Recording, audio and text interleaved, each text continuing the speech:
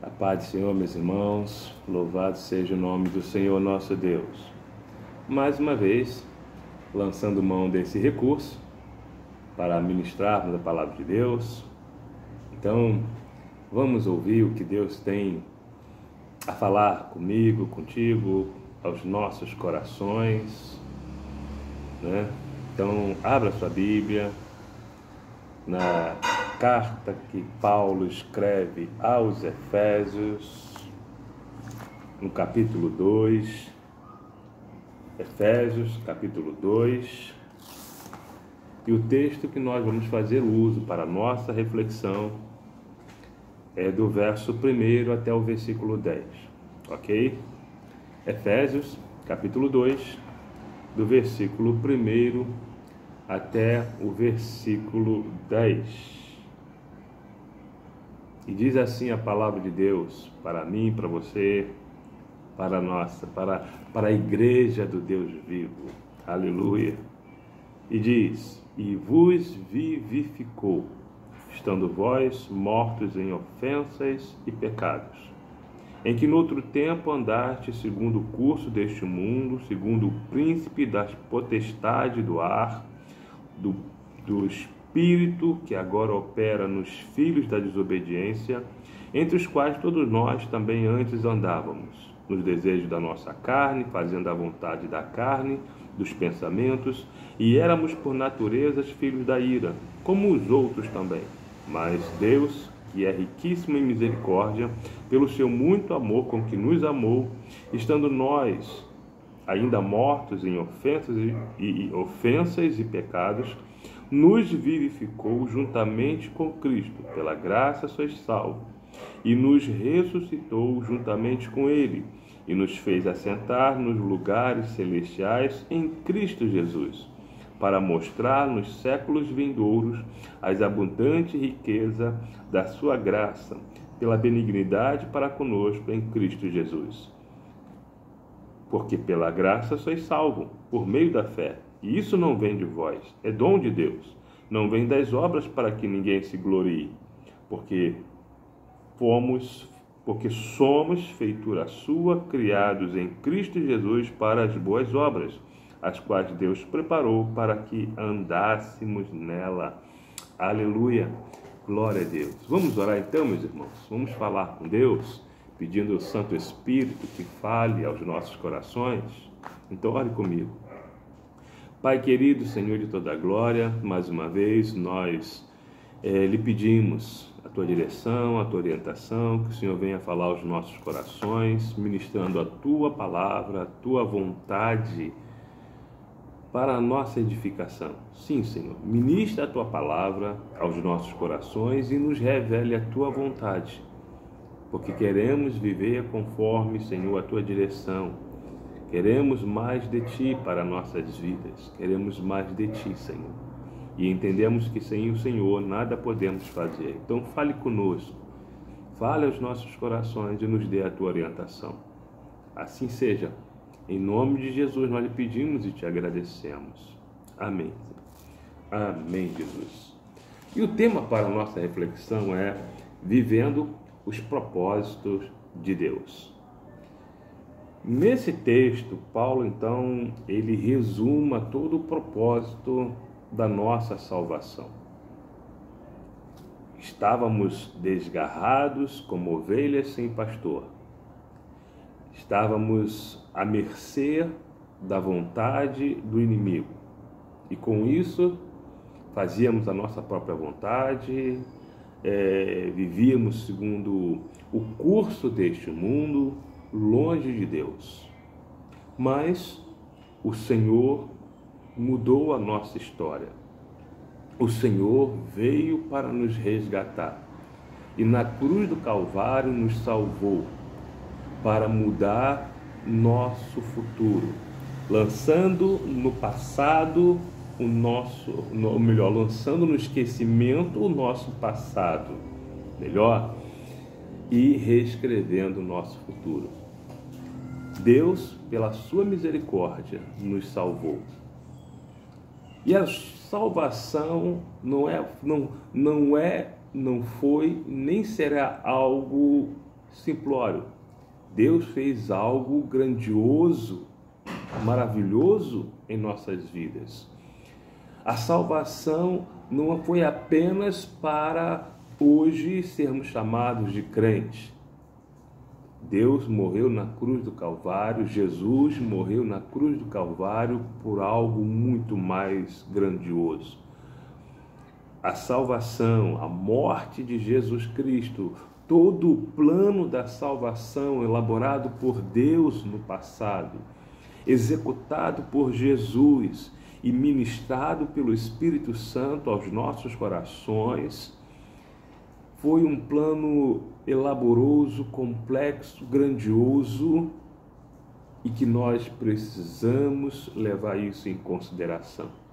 Precisamos valorizar o alto preço que foi pago por nós. Jesus, então, como o texto diz, ele nos resgatou. O apóstolo Pedro, ele escreve algo parecido, que diz assim, lá na primeira carta universal do apóstolo Pedro, em seu capítulo 2, 1 Pedro, abra sua Bíblia, 1 Pedro, capítulo 2, do verso 9 e 10, a gente percebe com palavras diferentes, mas a mensagem é muito parecida, tá? Porque, como Paulo escreve, fomos salvos para que pudéssemos viver e andar nas boas obras as quais Deus preparou para nós. E aqui, então, Pedro vai escrever algo similar. 1 Pedro, capítulo 2, verso 9 e 10 diz: Mas vós sois a geração eleita, o sacerdócio real, a nação santa, povo adquirido, tá? Povo adquirido, para que anuncieis as virtudes daquele que vos chamou das trevas para a sua maravilhosa luz. Vós, e aí eu englobo nós, que em outro tempo não éramos povo, mas agora somos povo de Deus, que não tínhamos alcançado misericórdia, mas agora alcançamos misericórdia. Então, Deus nos salvou com um propósito, para que agora, salvo, resgatado, lavado e remido pelo sangue de Cristo, possamos agora ser um canal de bênção para a salvação de outras pessoas. Para que agora, resgatados pelo Senhor, possamos anunciar as maravilhas daquele que nos tirou das trevas, que nos vivificou, que nos deu vida, que usou de misericórdia para conosco, para que agora possamos anunciar a misericórdia de Deus para com o pecador, para com aquele que está nas trevas, para com aquele que está afastado de Deus, como antes nós também estávamos. Então Deus nos resgatou. Deus nos salvou para que pudéssemos então viver o projeto de Deus, os propósitos de Deus para as nossas vidas. Deus tem um plano para cada um de nós. Deus tem um projeto para cada um de nós. Claro, podemos elaborar, falar do projeto maior que é a igreja. É o projeto de Deus, projeto que estava assim, no coração de Deus, nos planos de Deus, desde a fundação do mundo, a igreja de Cristo. Desculpa. A igreja de Cristo é a obra redentora de Jesus Cristo. A obra, o plano da salvação. Jesus Cristo por meio da sua igreja. Então nós que não éramos povo, agora somos o povo de Deus. Fomos chamados, resgatados para vivermos o projeto de Deus. Então eu posso afirmar, já mediante esses dois textos que nós lemos, que Deus tem um projeto para a tua vida, para a minha vida, para cada um de nós. Deus tem planos. Deus tem um plano geral para a humanidade, a igreja.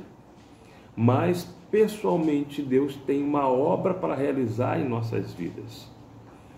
Deus tem um projeto para cada um de nós, através de cada um de nós. Um projeto que vai trabalhar em nós, no nosso coração, no nosso interior, nos transformando, nos fazendo uma nova criatura, para que agora, transformados, possamos falar com propriedade daquilo que Deus fez em nós. Claro, anunciar a mensagem do Evangelho de Jesus Cristo, a palavra de Deus, mas respaldado pela obra que Ele realizou em nossas vidas. Porque o que Ele fez em nossas vidas, fez por meio das Escrituras. É a obra da palavra de Deus que nos transformou, que nos santificou, que nos resgatou, que nos aperfeiçoou, para que agora possamos ser esse instrumento de Deus para alcançar outras vidas. Mas para que agora possamos viver esse projeto de Deus, para que possamos ver os propósitos de Deus, se faz necessário algumas considerações.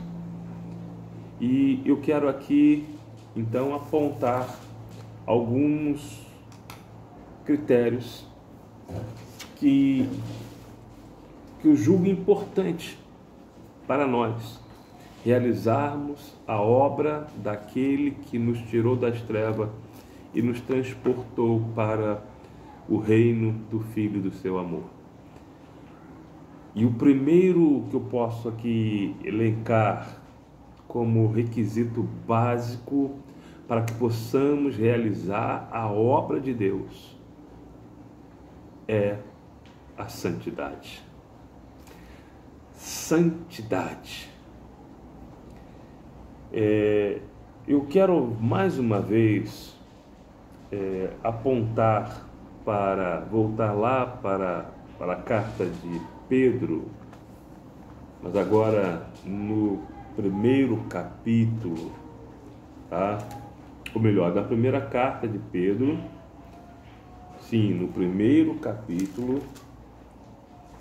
onde nós vamos encontrar aqui uma consideração, uma exortação para a minha vida, para a tua vida. Primeira carta do apóstolo Pedro, no capítulo 1, do verso do 14 ao 16, diz assim: como filhos obedientes, não vos conformando com as concupiscências que antes havia em vossa ignorância, mas como é santo aquele que vos chamou, sede vós também santos em toda a vossa maneira de viver, porquanto escrito está: sede santo, porque eu sou santo. A santidade é um requisito básico para a vida do cristão. Fomos feitos à imagem de Deus, à semelhança de Deus. E a santidade está dentro desse critério de semelhança. E é importante, então, nós entendermos que isso tem que fazer parte não só para que eu possa fazer a obra de Deus, mas em todas as áreas da minha vida, da nossa vida. Seja na área espiritual, seja na área secular, seja no trabalho, seja na família, seja diante dos vizinhos. A santificação é a nossa identidade. E é importante nós vivermos isso. Porque como então falarmos do amor de Deus, falarmos de arrependimento se não termos, então, essa autoridade moral para isso. Precisamos viver a palavra de Deus. E quando nós vivemos a palavra de Deus, ela vai gerar em nós santidade, nos dando autoridade para pregarmos o Evangelho e anunciarmos a mensagem da salvação. E a mensagem da salvação, ela então tem início pelo arrependimento. Como o precursor de Jesus, João Batista, anunciou o Evangelho pregando: arrependei-vos, porque vos é chegado o reino dos céus. Jesus, quando deu início ao seu ministério, ele também ministrou a mesma mensagem: arrependei-vos, porque vos é chegado o reino dos céus. Entenda isso. João Batista pregou esta mensagem antes da vinda de Jesus. E nós somos a igreja, somos a geração antes do arrebatamento. Somos a geração, eu creio nisso, creio e vivo isso. Nós somos a geração do arrebatamento. A geração que anuncia agora a vinda de Jesus. Sim, a segunda vinda de Jesus. Então eu posso dizer que nós somos a geração de Joãos Batistas, para pregarmos a mensagem do arrependimento. Arrependei-vos, porque vos é chegado o reino de Deus. Jesus está à porta, Jesus está para vir e precisamos pregar, mas a nossa pregação, ela terá o respaldo da santidade, porque pregaremos a verdade que nós vivemos. Então é importantíssimo nós entendermos isso. Seja qual for o ministério que o Senhor te delegou, seja qual for o ministério que o Senhor colocou em suas mãos para realizar, para trabalhar, santidade. Seja você pregador da palavra de Deus, seja você um levita, cantor, instrumentista, seja você professor que ministra, ensina a palavra de Deus, seja você intercessor, intercessora, seja qual for a tua missão, seja qual for o teu cargo na igreja, seja qual for o departamento que você trabalha, santidade é critério indispensável para a realização da obra de Deus. Precisamos viver em santidade, porque sem santificação ninguém verá o Senhor, diz o texto, mas também sem santificação não temos a autoridade de fazer a obra de Deus. Segundo ponto que nós precisamos entendermos para a realização da obra de Deus, de vivermos o projeto, os planos, os propósitos de Deus. Segundo ponto é a dependência do Senhor. Precisamos entender isso. O Senhor nos chamou, Ele nos capacitou, mas mesmo sendo capacitado pelo Senhor, precisamos entender que sem Ele nada podemos fazer. No Evangelho de João, lá no capítulo 15, eu quero que você abra a sua Bíblia, João 15, Jesus então, quando ele narra a parábola da videira verdadeira, Jesus diz algo importante para mim e para você. João 15, verso 1, a partir do versículo 1,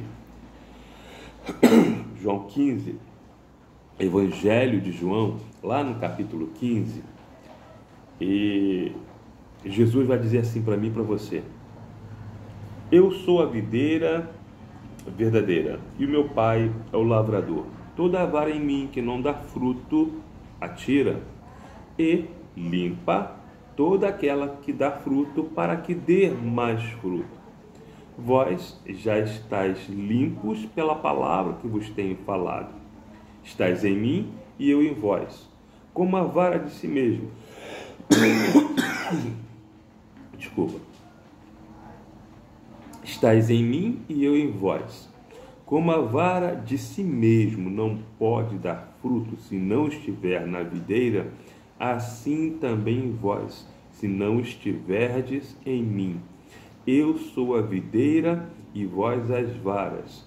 Quem está em mim e eu nele, este dá muito fruto, porque sem mim nada podereis fazer.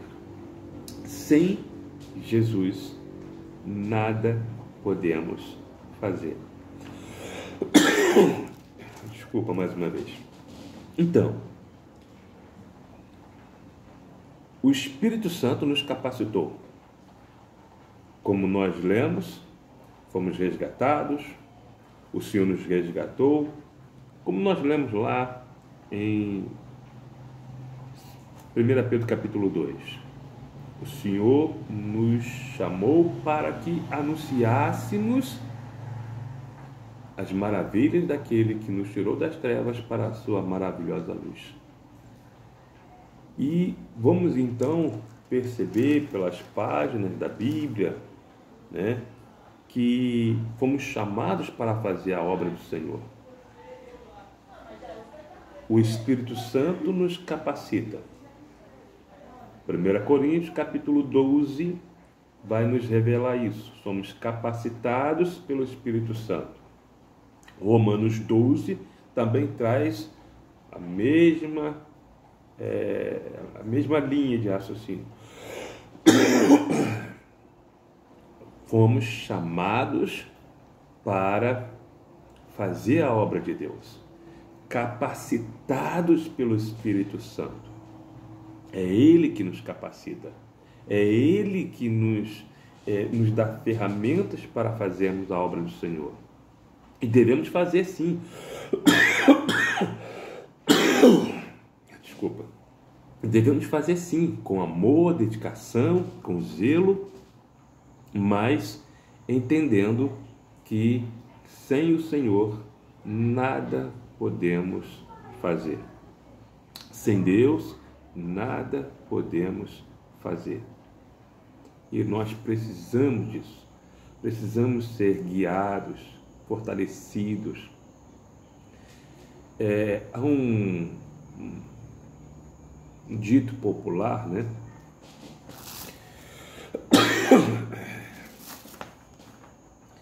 Há um dito popular que diz assim, algumas pessoas até pensam que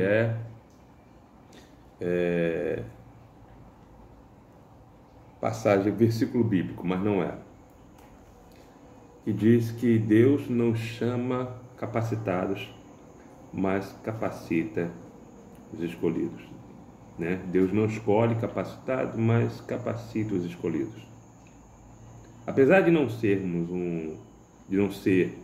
uma passagem bíblica, mas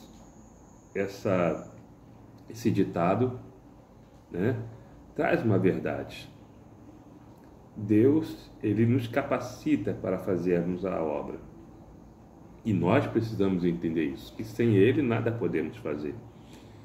Ele nos capacita, nos dá ferramentas, nos instrui, nos direciona, Ele nos mostra o caminho a seguir, o que devemos e o que não devemos fazer. Nós precisamos entender isso, que a obra é de Deus. Lidamos com num campo espiritual. Fomos chamados para trabalhar numa esfera espiritual, não humana. Fomos chamados para trabalhar numa esfera sobrenatural. E nós precisamos entender que sem o Senhor nós fracassamos. A obra não é humana, a obra não é natural, é sobrenatural e precisamos fazer a obra de Deus debaixo da tutela, debaixo da orientação, debaixo da proteção, da direção do nosso Deus. Para sermos bem-sucedidos, precisamos sermos capacitados por Ele, instruídos por Ele. Claro, Deus pode usar algumas habilidades nossas, humanas, sim, com certeza pode. Mas não podemos achar que, pelo fato de termos alguma habilidade, que temos domínio de tudo. Não. Precisamos reconhecer a nossa dependência do Senhor. Precisamos reconhecer que sem Ele nada podemos fazer. Para sermos bem-sucedidos nessa obra, precisamos estarmos debaixo da dependência do Senhor. Terceiro ponto que eu quero aqui falar a respeito de vivermos o projeto de Deus. Tudo que nós realizarmos, tudo que nós fizermos, nós vamos ser recompensados pelo Senhor. Toda obra que realizarmos, seremos recompensados. Por isso, então, nós precisamos ter em mente, a obra é do Senhor, a obra é dele, nós apenas somos servos para fazer a obra conforme a vontade dele, não conforme a nossa vontade, não conforme nós acharmos que é bonito dessa forma, não. Tem que ser de acordo com a vontade de Deus. E tudo que nós realizarmos, todo o trabalho que realizarmos em prol da obra do Senhor, o Senhor nos recompensará. Recompensa essa que a palavra chama de galardão. Seremos galardoados, recompensados. Por isso, é importante nós entendermos que a obra ela vai requerer de nós sacrifício, dedicação, amor, zelo, comprometimento, porque tudo isso será levado em consideração na hora da recompensa. Tudo isso. Como nós fizemos, se nos dedicamos, se nos sacrificamos, se tivermos comprometimento com esta obra, zelo pela obra de Deus, tudo isso será levado em consideração na hora da recompensa. E há um texto que eu quero apontar aqui, em Mateus, no capítulo 25, um texto muito conhecido,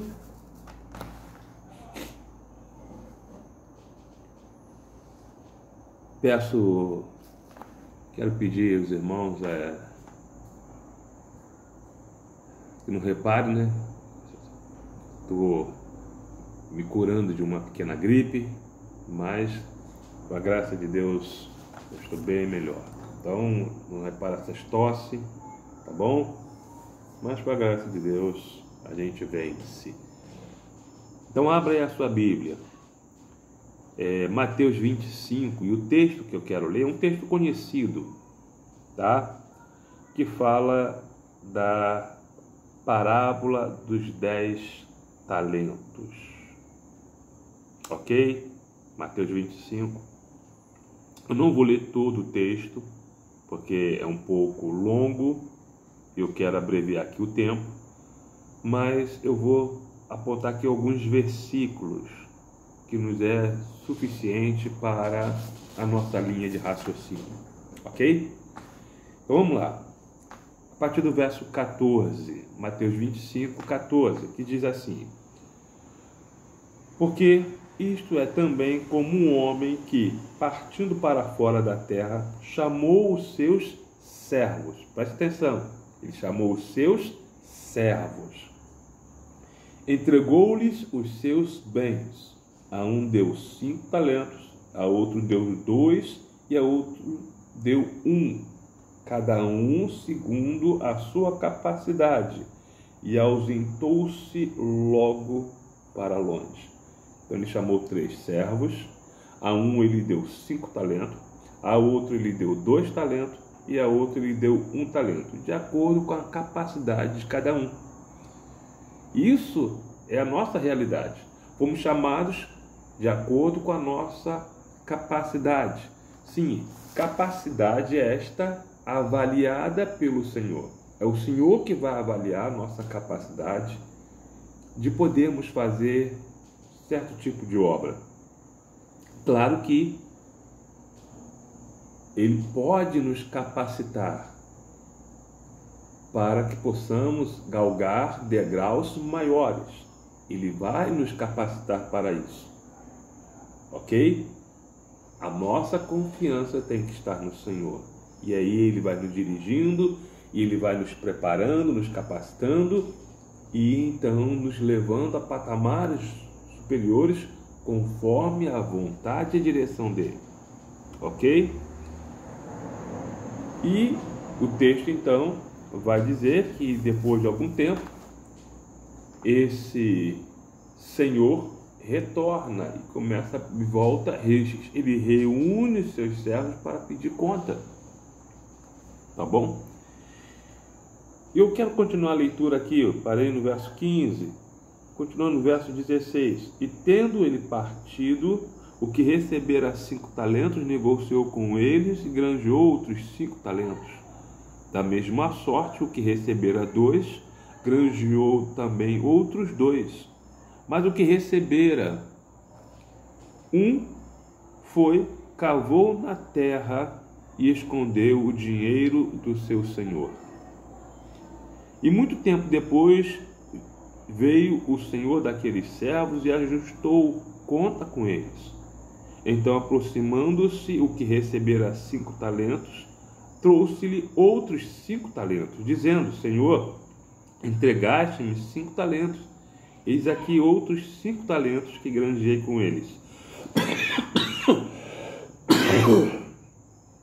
E o seu senhor lhe disse: Bem-estar, servo bom e fiel. Sobre o pouco foste fiel, sobre muito te colocarei. Entra no gozo do teu senhor. Esta mesma palavra ouviu o outro servo, que recebeu 2 talentos, granjeou outros 2 e apresentou o seu talento. Então ouviu da mesma forma do Senhor. Mas o versículo 24 diz o seguinte: Mas chegando também o que recebera 1 talento, disse: Senhor, eu conhecia-te que és um homem duro, que ceifa onde não semeaste e ajunta onde não espalhaste.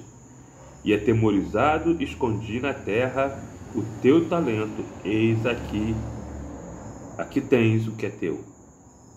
Respondendo, porém, olha só a resposta do Senhor. Respondendo, porém, o seu senhor disse-lhe: Mau e negligente servo, sabes que ceifo onde não semeei e ajunto onde não espalhei. Devias então ter dado o meu dinheiro aos banqueiros, e quando eu viesse, receberia o que é meu conjuro. Tirai-lhe, pois, o talento, e dai-o ao que tem 10 talentos, porque a qualquer que tiver será dado, e terá em abundância, mas o que não tiver, até o que tem lhe será tirado. Lançai, pois, o servo inútil nas trevas exteriores, e ali haverá pranto e ranger de dentes. Então, nós precisamos entender isso. Jesus, ele conta essa parábola apontando, essa parábola aqui faz parte do sermão profético do fim dos tempos, que mostraria então esse momento em que os servos do Senhor seriam recompensados. Aí a pergunta é, para a nossa reflexão: você tem trabalhado, você tem granjeado o talento que o Senhor colocou em suas mãos? Ou você tem enterrado o teu talento? Ou você tem enterrado o teu ministério? Nós precisamos entender que nesse período aqui, a gente precisa entender que quando Jesus veio ao mundo, ele veio como Cordeiro de Deus que tira o pecado do mundo, para morrer por nós, pecadores. Mas depois ele foi. Mas quando ele voltar, ele não virá como um cordeiro manso, humilde. Não. Ele virá como leão da tribo de Judá. Então perceba o aspecto, a diferença. Ele veio primeiro como um cordeiro, manso, humilde, como ele disse: aprendei de mim que sou manso e humilde de coração. E nós aprendemos. No entanto, quando ele voltar, ele não voltará como um cordeiro, porque esse ministério já passou. Ele voltará como o leão da tribo de Judá. E quando o leão ruge, todos estremecem, apontando para o que diz aqui o próprio servo. O Senhor sabia que eras homens duro. Duro não significa mal. Duro significa rígido. Duro significa severo. Não confunda a palavra severo com maldade. Severo significa, a palavra severo tem o mesmo radical de veracidade, ou ser verídico, ser vero, ou seja, ser verdadeiro. Severo significa ser verdadeiro, ser justo. Quando Jesus vier, ele voltará como leão.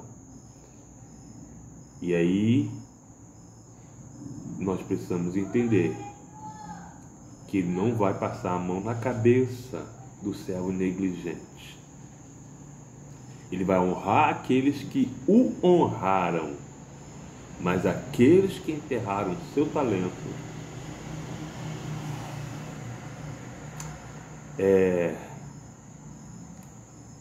medita nisso. Medita nisso. Como que você tem feito a obra do Senhor? Ele te resgatou, ele te transformou, usou de misericórdia contigo,